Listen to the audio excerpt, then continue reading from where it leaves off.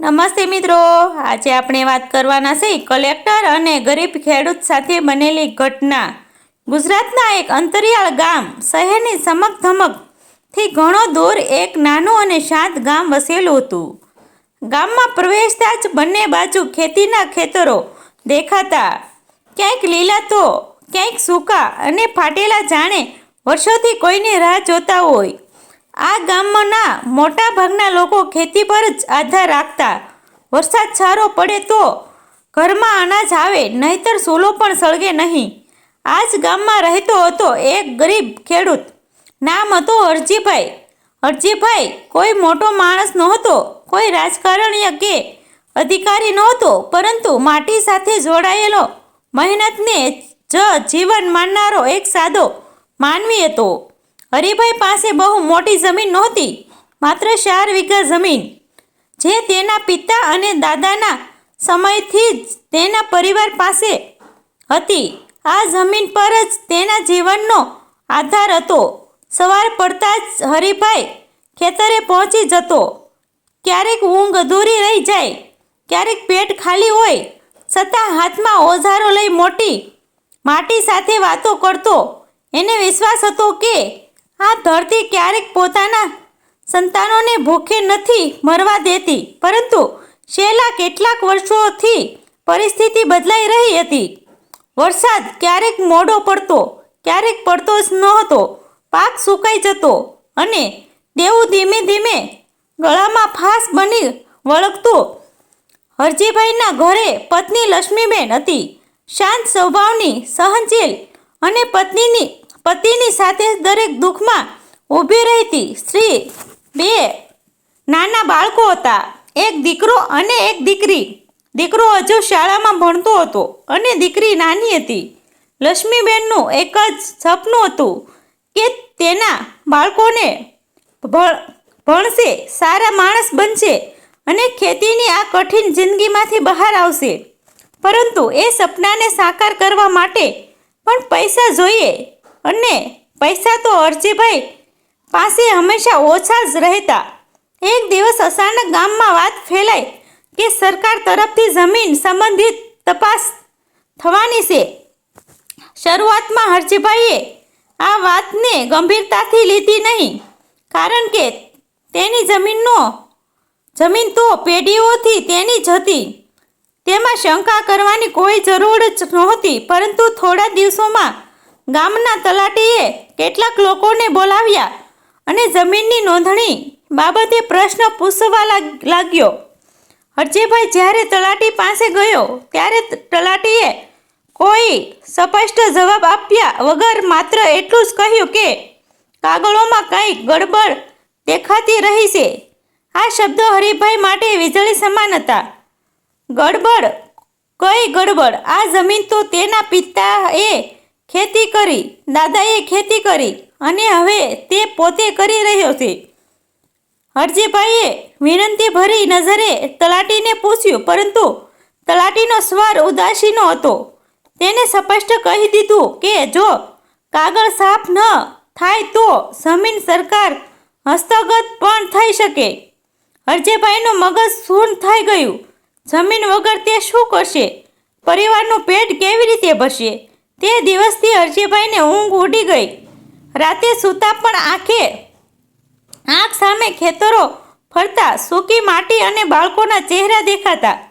લક્ષ્મીબેન અને પતિની ચિંતા જોઈને અંદરથી તૂટી પડતી, પરંતુ પોતે મજબૂત બનીને તેને સાંત્વના આપતી। બંને પતિ પત્ની રાતે ધીમા સ્વરે વાતો કરતા। શું કરવું, ક્યાં જવું, કોની પાસે મદદ માગવી?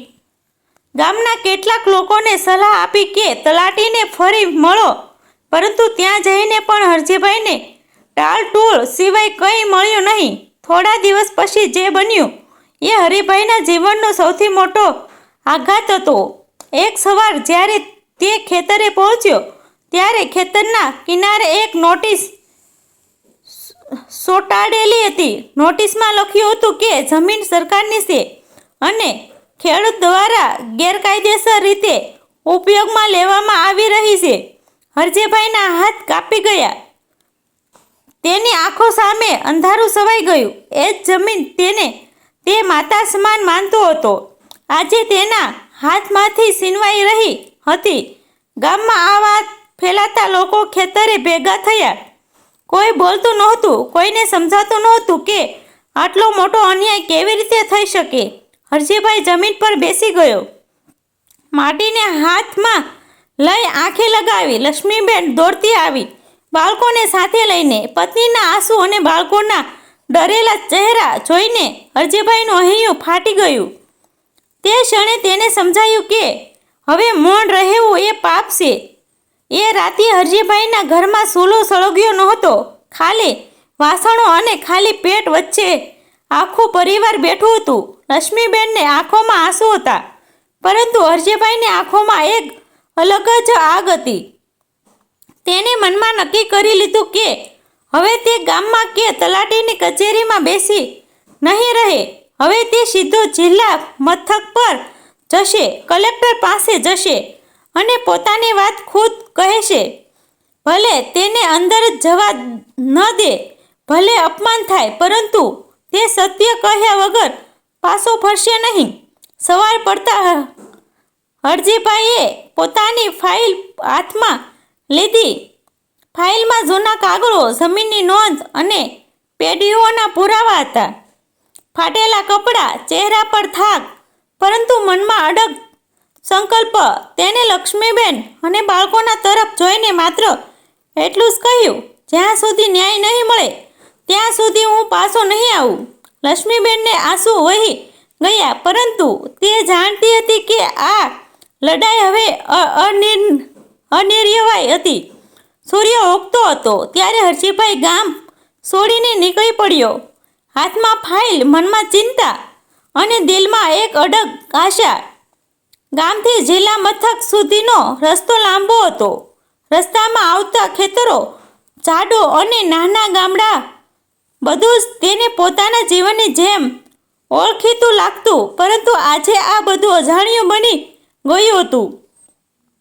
દરેક પગલા સાથે તેના મનમાં એક જ પ્રશ્ન ઘૂમતો હતો, જો ન્યાય ન મળે તો શું?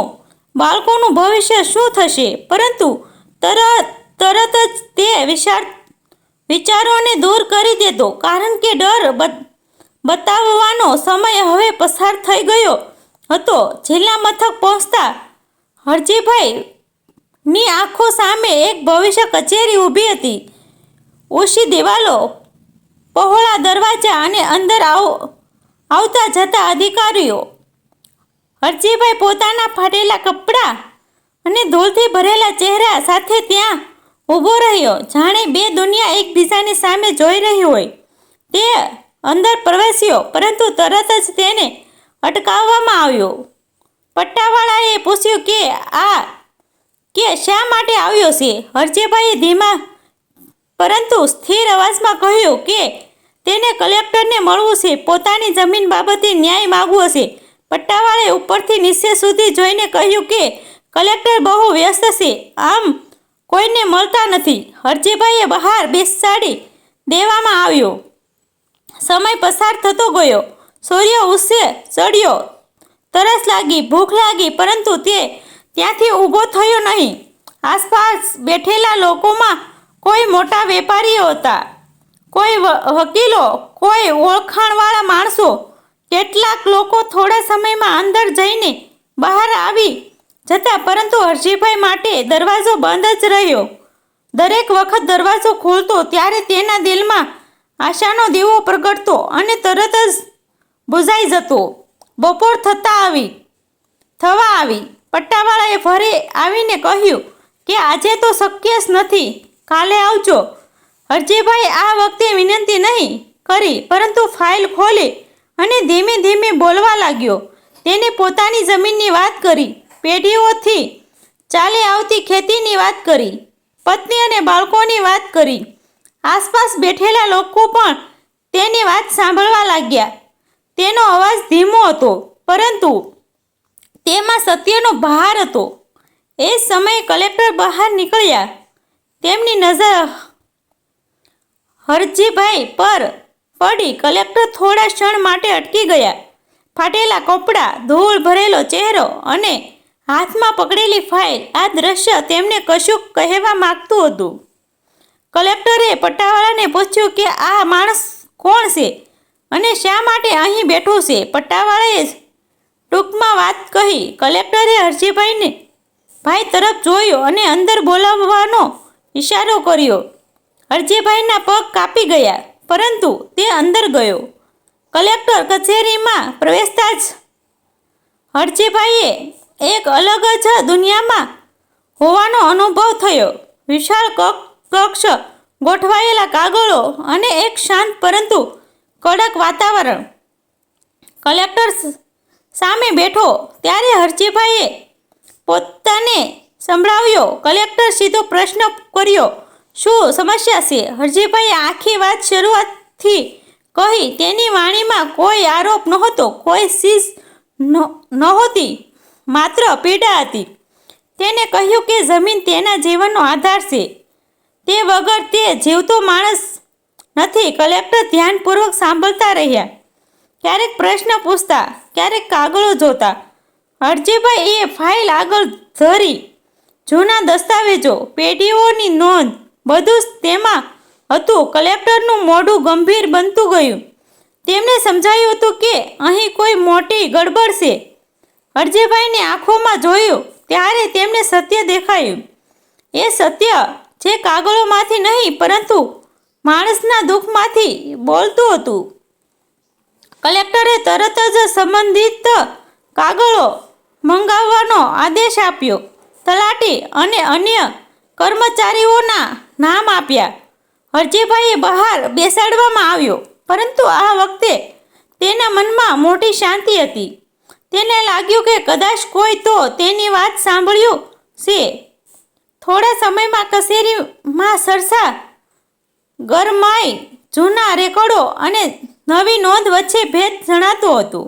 કેટલાક કાગળો ગાયબ હતા, કેટલાકમાં ફેરફાર દેખાતો હતો.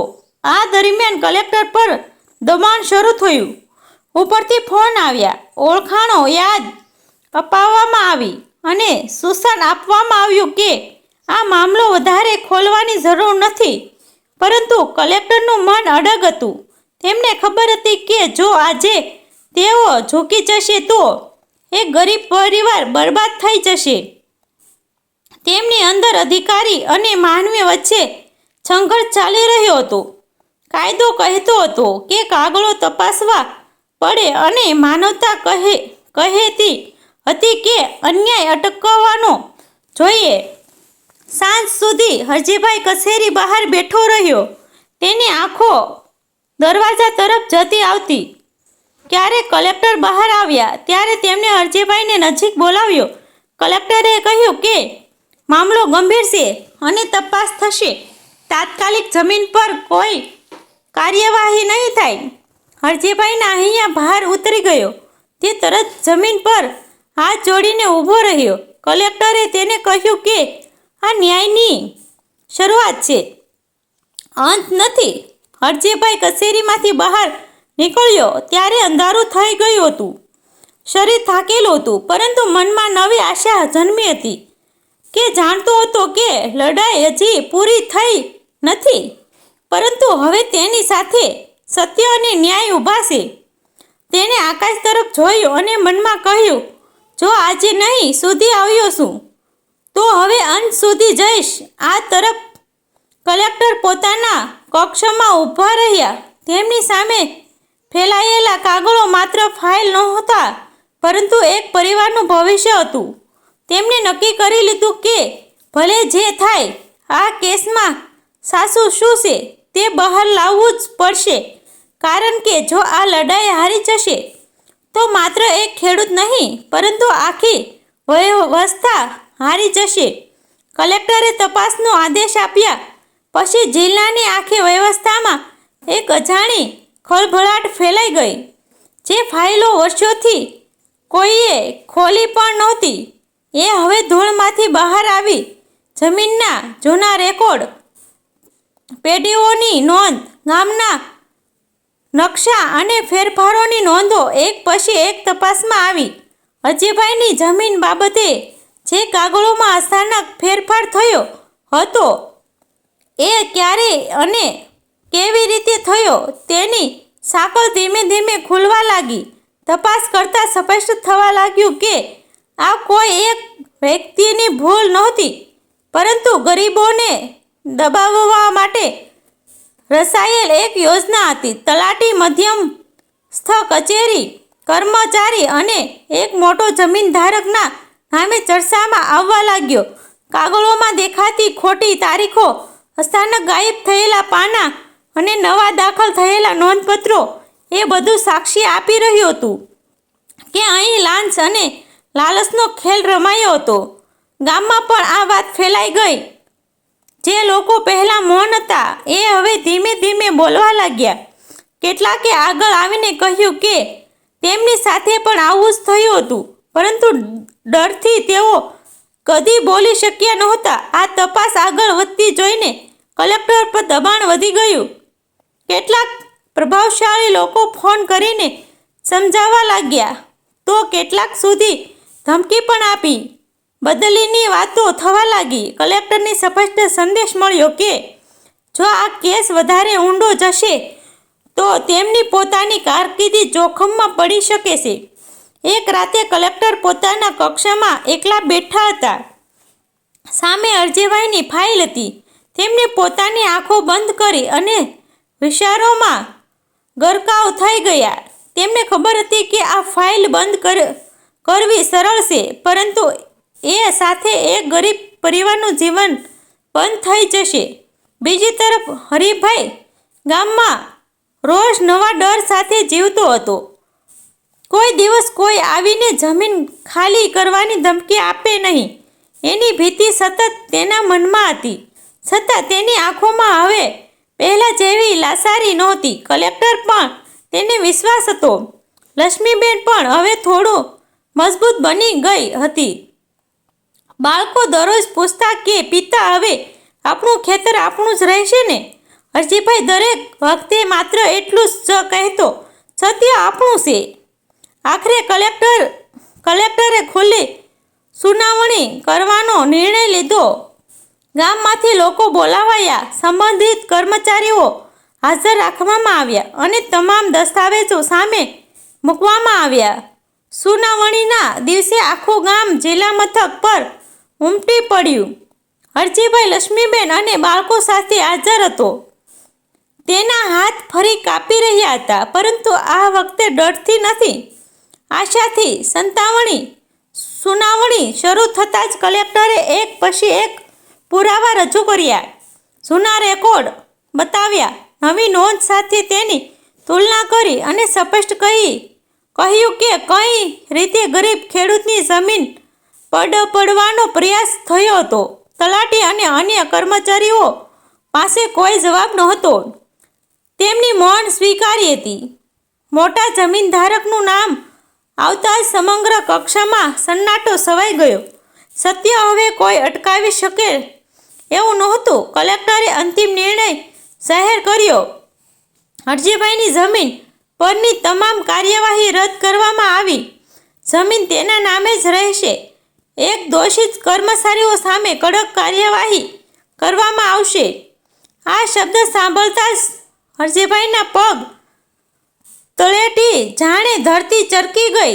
તેની આંખોમાં આંસુ છલકાઈ આવ્યા. લક્ષ્મીબેન હાથ જોડીને રડી પડી. બાળકોના ચહેરા પર પહેલીવાર નિર્ભર હાસ્ય ઝળહળી ઉઠ્યું. સુનાવણી પછી અરજીભાઈ સીધો પોતાના ખેતરે ગયો. તેને માટી હાથમાં લીધી, માથે લગાવી અને શાંત સ્વરે કહ્યું, તું મારી માં છે. ગામના લોકો પણ તેની સાથે આવ્યા. જે લોકો વર્ષોથી દબાયેલા હતા, તેમના મનમાં પણ નવી હિંમત જન્મી.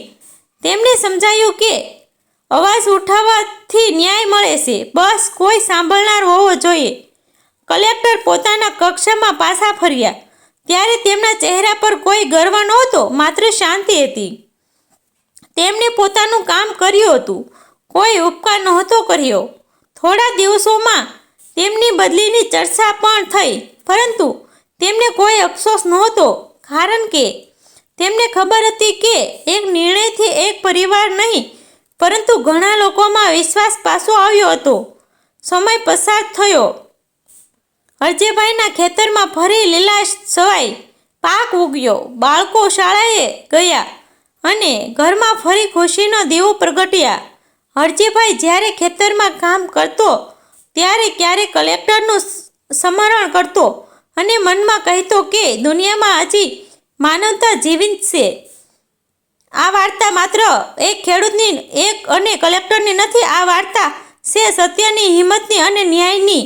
જ્યાં એક ગરીબ માણસોને મૌન તોડી અવાજ ઉઠાવ્યો અને એક ઈમાનદારી અધિકારીઓએ પોતાની ફરજ ઓળખી. આ વાર્તા દરેકને યાદ અપાવે છે કે જો સત્ય સાથે ઊભા રહીએ તો તંત્ર પણ ઝૂકી શકે છે. મિત્ર, આ સત્ય આધારિત વાર્તા છે. આમ આવતા પાત્રો અને દ્રશ્ય દરેક વસ્તુ કાલ્પનિક છે. તેમાં આવતા પાત્રો, દ્રશ્યો, સ્થળ બધું કાલ્પનિક છે. આભાર મિત્રો.